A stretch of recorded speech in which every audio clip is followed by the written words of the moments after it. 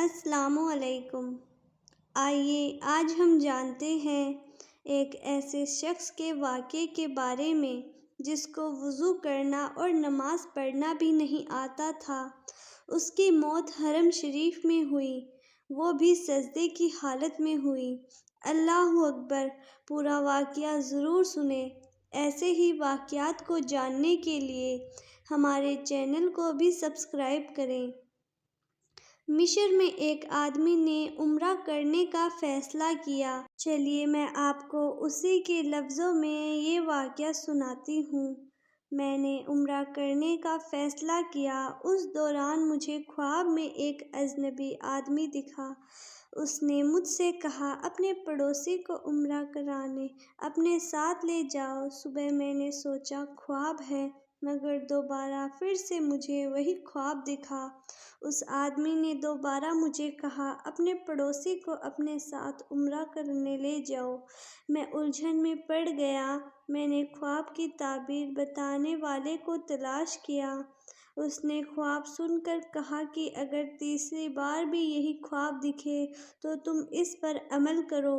میں حیران تھا، میرا پڑوسی کبھی مسجد میں بھی نہیں دکھتا تھا۔ ایسا کوئی دیندار آدمی نہیں تھا۔ خیر مجھے پھر وہی خواب نظر آیا۔ میں سمجھ گیا مجھے کیا کرنا ہے۔ میں اس کے گھر پہنچا اور دروازہ کھٹکھٹایا۔ اس نے دروازہ کھولا۔ میں نے اسے اپنے آنے کا مقصد بتایا، تمہیں میرے ساتھ عمرہ کرنے چلنا ہے۔ وہ حیران ہوا، کہنے لگا مجھے تو وضو بھی نہیں کرنی آتی، میں نے کبھی نماز نہیں پڑھی۔ اس نے خود ہی نماز کا سوال کر لیا۔ میں نے کہا میں سب سکھاؤں گا، جیسے میں کروں گا ویسا کرنا، تمہارا خرچ میرے ذمے ہے۔ وہ مان گیا۔ پھر ہم عمرہ کرنے پہنچے۔ میں ہر چیز اسے سکھا رہا تھا۔ اس پر بہت گہرا اثر ہوا۔ کہنے لگا میں جانا چاہتا ہوں۔ میں نے پوچھا کہاں جانا چاہتے ہو؟ کہنے لگا میں مسجد حرم میں نماز پڑھوں گا۔ میں پہلے ہی بہت وقت برباد کر چکا ہوں۔ میں نے کہا ضرور جاؤ۔ پہلے دن تو وقت پر آ گیا، مگر دوسرے دن کافی دیر ہو گئی۔ اتنے میں اس کی تلاش میں مجھے نکلنا پڑا۔ جب حرم شریف پہنچا تو پتہ چلا کہ اس کی وفات ہو چکی۔ اس وقت وہ سجدے میں تھا۔ فوراً اس کے گھر والوں کو اطلاع دی گئی۔ انہوں نے درخواست کی کہ کفن دفن جنازہ مکہ میں ہی کیا جائے۔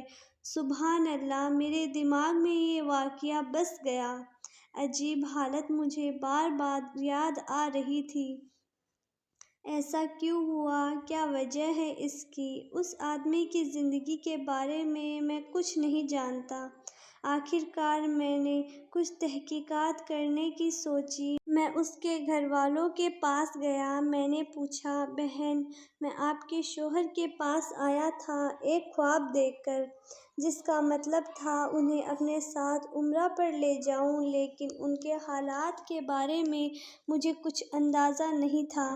وہ بولی میں بتاتی ہوں۔ ان کے حالات کے بارے میں، وہ کبھی نماز نہیں پڑھتے تھے، مگر بہت نرم دل تھے۔ محلے میں ایک بہت بزرگ بے سہارا عورت رہتی تھی۔ وہ اس کی ہمیشہ مدد کیا کرتے تھے اور اپنی آمدنی کا کچھ حصہ اس پر خرچ کیا کرتے تھے۔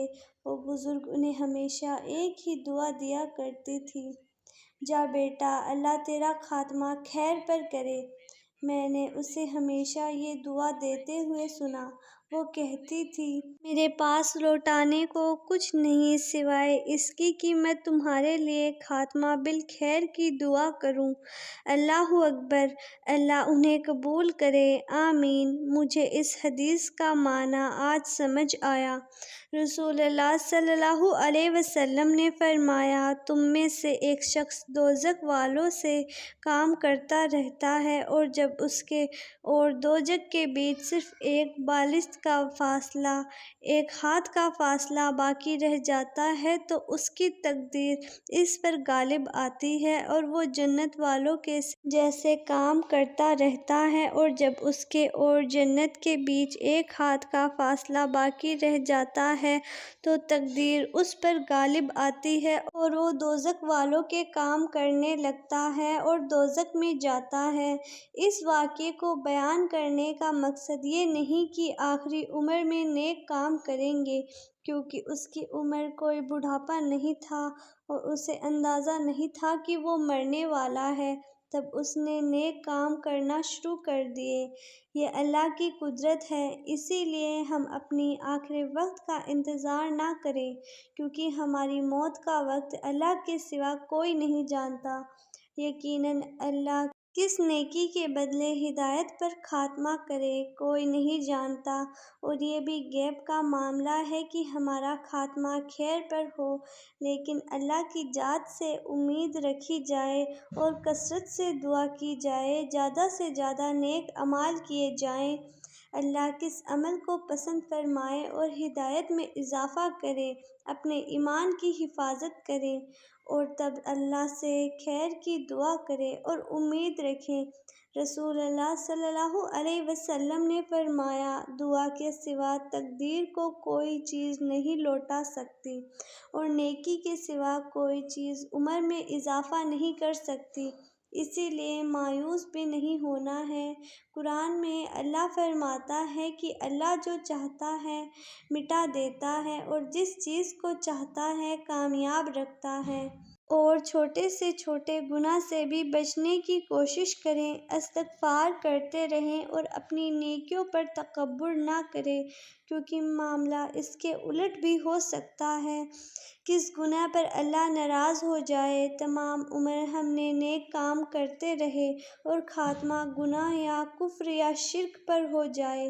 اللہ سے دعا ہے کہ اللہ ہم سب کو جب تک زندہ رکھے دین علم پر زندہ رکھے، اور جب موت آئے تو ایمان کی حالت میں موت آئے، آمین۔ ناظرین، امید کرتی ہوں کہ ویڈیو اچھی لگی ہوگی۔ ویڈیو اچھی لگی ہے تو لائک کریں اور ہمارے چینل کو بھی سبسکرائب کریں۔ جلد ہی ملتے ہیں ایک نئی ویڈیو کے ساتھ۔ السلام علیکم۔